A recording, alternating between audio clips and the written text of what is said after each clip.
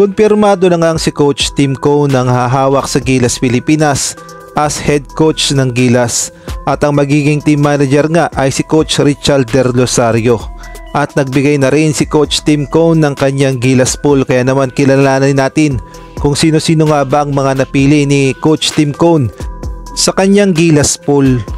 At ayon nga dito sa naging report ng Spin.ph, nauna nga sa listahan ni Coach Tim Cone sina Scotty Thompson, Calvin Optana, Junmar Pajardo, Chris Newsome, CJ Perez, Jamie Malonzo, Japanese B-League player na si Dwight Ramos, AJ Edu, Carl Tamayo, si Kai Soto at ang UAAP champion na si Kevin Kembao.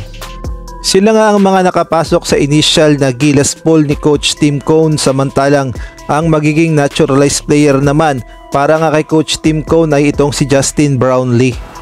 Take note, initial pool pa lang nga yan ni Coach Tim Cone at pwede nga yan mag-iba depende nga sa availability ng mga players. Ngunit next month na nga ang FIBA Asia Cup qualifiers, kaya naman kailangan talagang maghanda na ng mga Gilas pool na gagamitin para sa Gilas Pilipinas next month. Kaya naman puspusan na rin ang ginagawang paghahanda ni Coach Tim Cone at talaga namang masusi ang kanyang mga pagpili sa mga karapat-dapat na makapasok sa kanyang Gilas Final 12.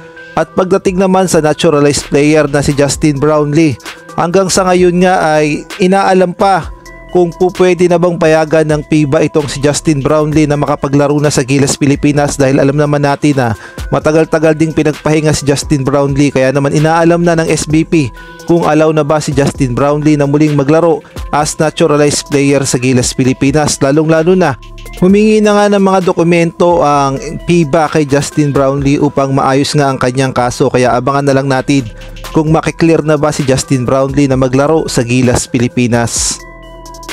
Sa ibang balita naman, eto nga si Christian Stan Hardinger ang sinisisi ngayon ng mga Barangay Ginebra haters, dahil ayon nga sa kanila, eto nga si Christian Stan Hardinger ay nagpabaya at mukha daw binenta talaga ang laro upang manalo ang San Miguel Beermen at upang matalo ang Barangay Ginebra.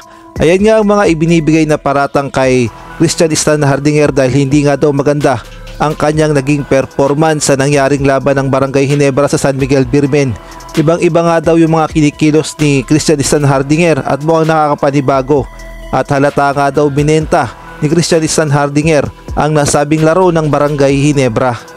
At ayon na rin nga yan sa naging report ng Fast Break. Dito nga makikita natin na sabi, Ginebra fans Christian Stan Hardinger benta sa PBA semis.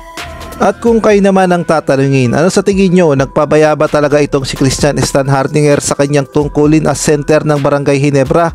At naniniwala ba kayong binenta talaga ni Christian Stan Hardinger ang laro ng Barangay Ginebra? Maaari kayong mag-comment dyan sa baba.